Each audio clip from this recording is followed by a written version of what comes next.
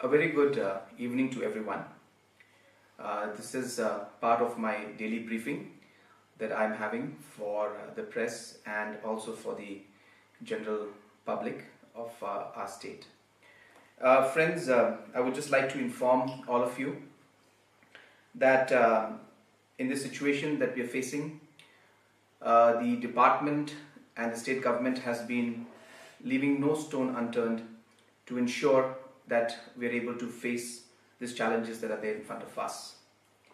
Friends, having said that, I must say that there is never a situation where it's easy for us to ensure that everything goes the way we want to go.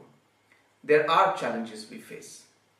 Today, I can tell you, our officers, whether it's from the health department, our administration, the entire government machinery is working overtime. There are some officers who have not slept for the past 24 hours, 30 hours. And that's the kind of dedication that they are working with. Having said that, there are challenges, there are shortcomings. But I can assure you, what is important is to be able to respond to those challenges. What is important is to be able to rectify immediately and improve on the different shortcomings and challenges that we face. Today, our officials, whether it's from the administration or from the government, from the departments, as I mentioned, have been working overtime. 552 tests have been conducted. We are waiting results of 178 of them. So therefore, out of the rest of the cases which have come out, we have in fact 7 cases which are positive, 6 plus 1. The rest of the cases are negative and 178 cases are awaited the results. Today we had a meeting with the health officials and with also the Home Department in the Secretariat, where the Honorable Deputy Chief Minister, the Health Minister and the Home Minister attended the meeting along with the Chief Secretary and other officials. And we reviewed the entire situation and the events of the last 24 hours that have taken place. We have also worked on ensuring that more testing is going to be done. We are working on trying to get rapid test kits which are coming from different parts of the world. Other states also are working towards getting that. So we hope that the rapid testing kits should be here very soon. Nigrims, the overall testing facility, has been increased to almost 100 tests per day. And we're thankful to government of Assam and the institutes in Assam which have given us an additional of 50 more tests in a day. So we have a capacity total of 100 plus 50 tests that we can do.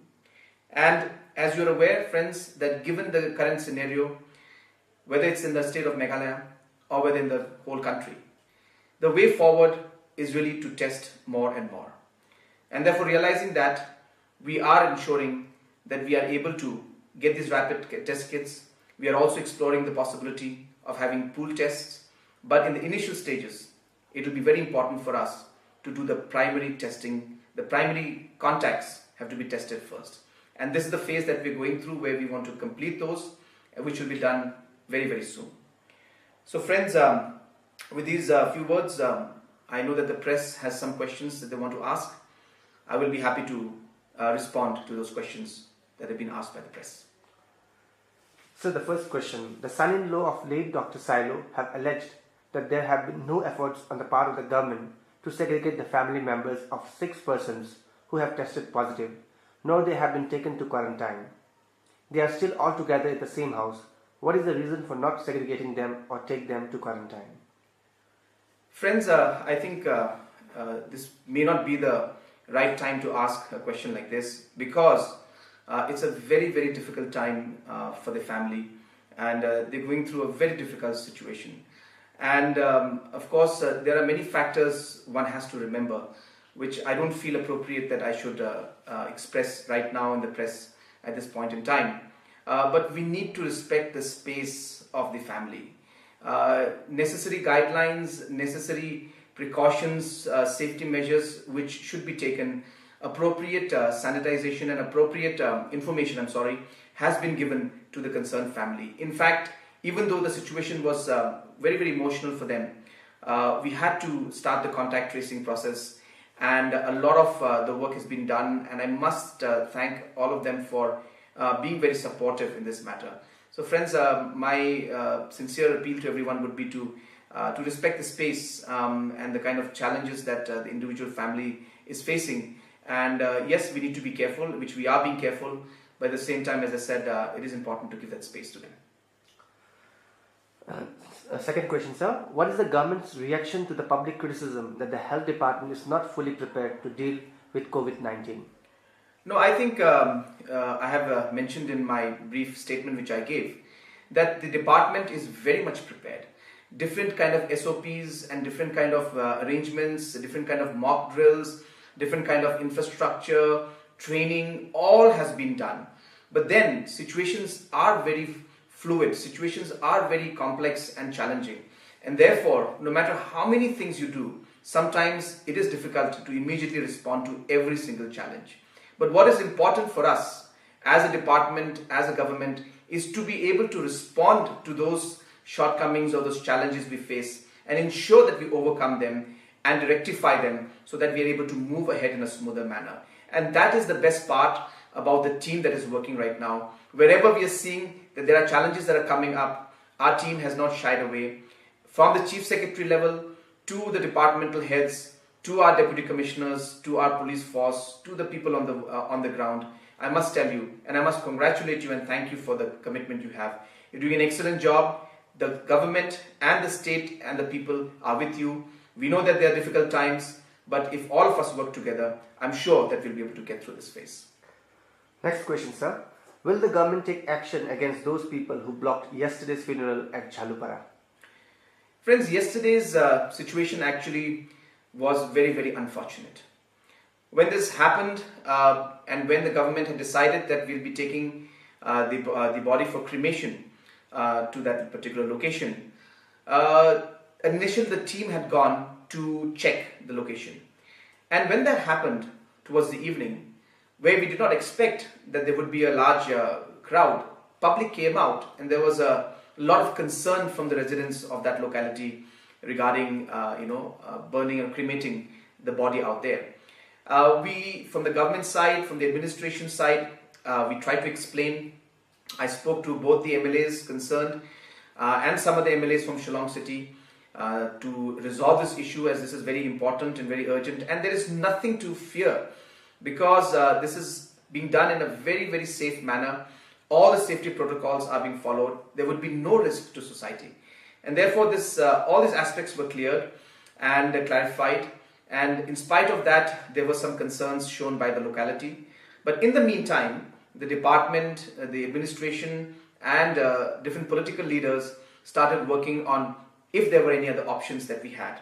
I'm thankful to the Presbyterian Church and the leaders out there, the pastors and the reverends out there, who have really shown their true character and have really shown their heart to everybody by ensuring and by allowing the burial of the departed soul in their graveyard. And I think when that option came in front of us, we felt that that would be the most simple way to move forward, and it would be a very, very fitting burial for him.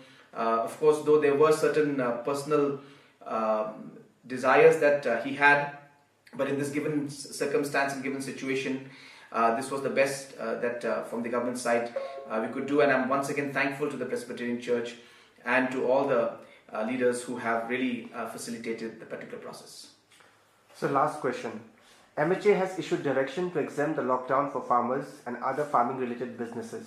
In view of the positive COVID case in the state, what is the government's stand on the relaxation? What are the steps taken so far to facilitate the farmers because it's the beginning of the season? Yes, before this particular COVID case came out, we had already decided that we will allow the farming activities to take place. But of course, after the COVID positive court case, we had to review certain decisions. And a lot of the decisions that were made for the urban-centric locations, mainly Shillong, all those decisions were repealed. But the issue of the farmers and allowing the farmers as mentioned by MHA. The MHA has allowed it. So in a very careful and following basic protocols, the different farmers, by ensuring that there will be no individuals or no workers coming in from any other part of the state, for any other part of the country, and also ensuring that there will be no inter-district movement. Certain relaxation to farmers is being allowed, and that too, but will be when there's a very strict supervision, because we also need to ensure that this season, when the farmer community needs to sow their seeds, does not go away without any efforts and any work. So therefore, there will be some relaxation in that.